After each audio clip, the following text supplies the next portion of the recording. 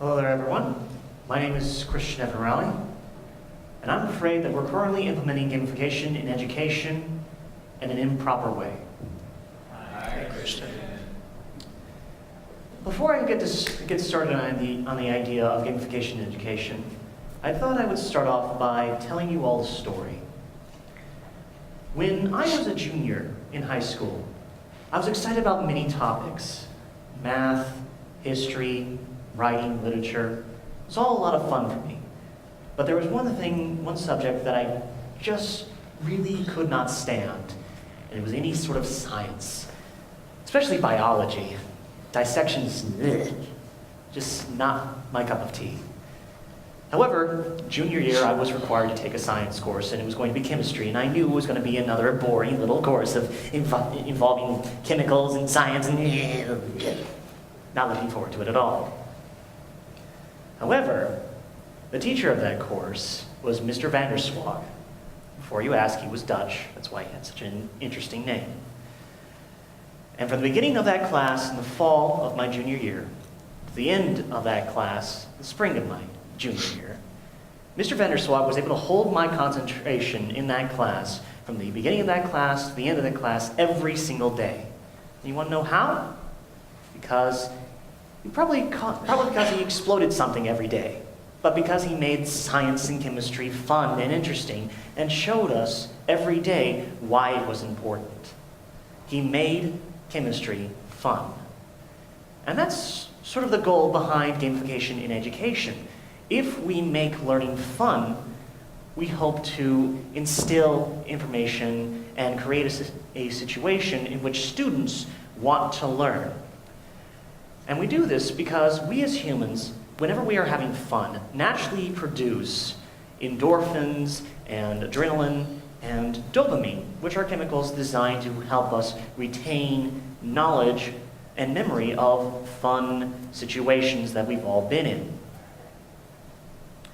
And it is, if we can make education fun, we can more regularly trigger this chemical response and therefore have our students retain the information that we know that they're going to need to learn for the next test or to further progress in life.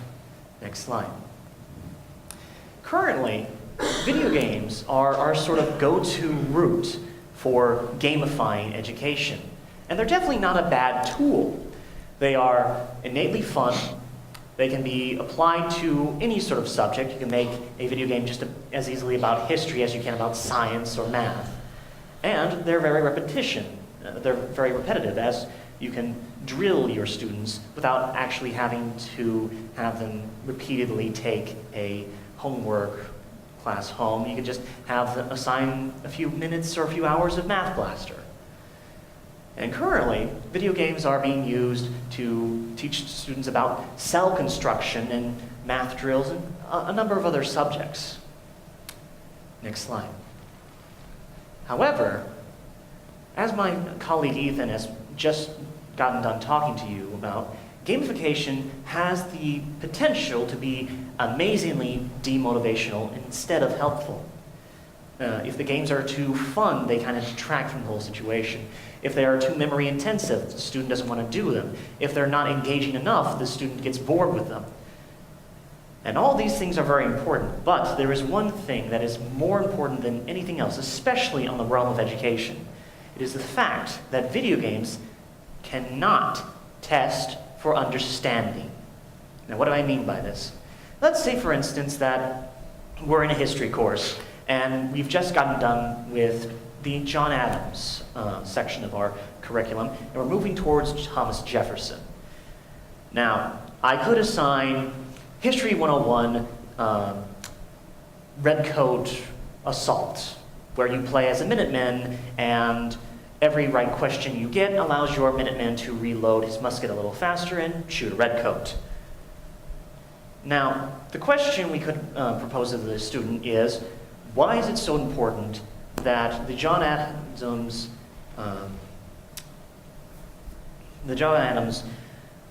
and Thomas Jefferson were able to transition power so easily? And the answer is because it was the first transition between two political parties of different different ideals and different thoughts that didn't result in violence, at least up until that point in history. So the student can easily pick from the multiple choices that we have provided from them that the proper answer is A, B, C, or D. Doesn't it necessarily mean that they understand why that's important? Do the student understand the weight of that moment in time? No, and there's no real way that we can really test that via a video game. Therefore, we can never let them be the final say. Next slide. However, that doesn't necessarily mean that we should ban video games from the classroom. It just means that we have to understand that there's a limit to what they can provide. Now, is there a way for us to bring in gamification to education in a different way that possibly doesn't result in our students becoming demotivated with a toy, for instance? Well, there are two major ways that I'm about to tell you about. The first is we can change the grading scale. In our current system, let's say we're entering a science course. We subconsciously start that course, whether you acknowledge it or not. We subconsciously start with an A or a B. We like to be optimistic, we humans.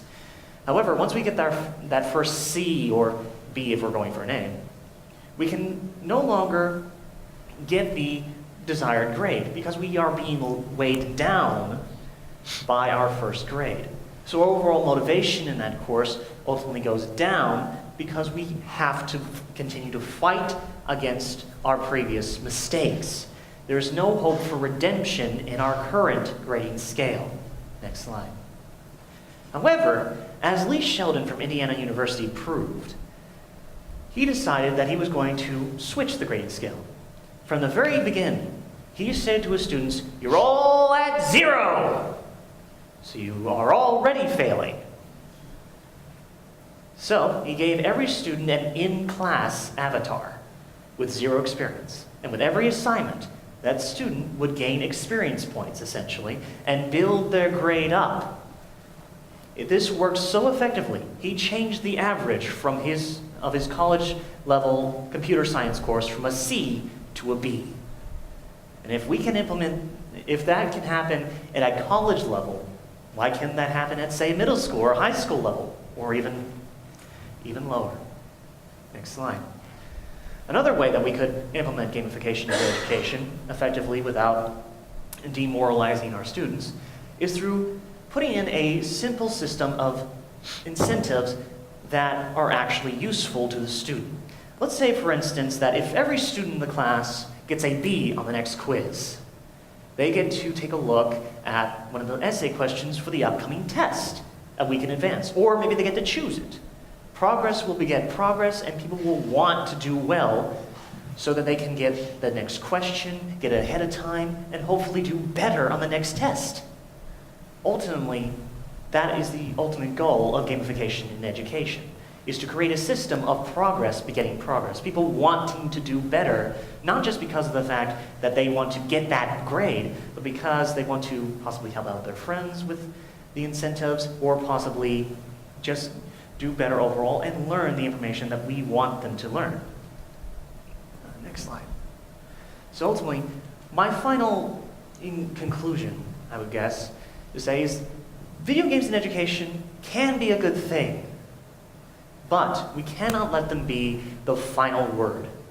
We must apply gamification in education carefully and further understand what that means for our students before we charge in and say that video games are the future of education. Thank you.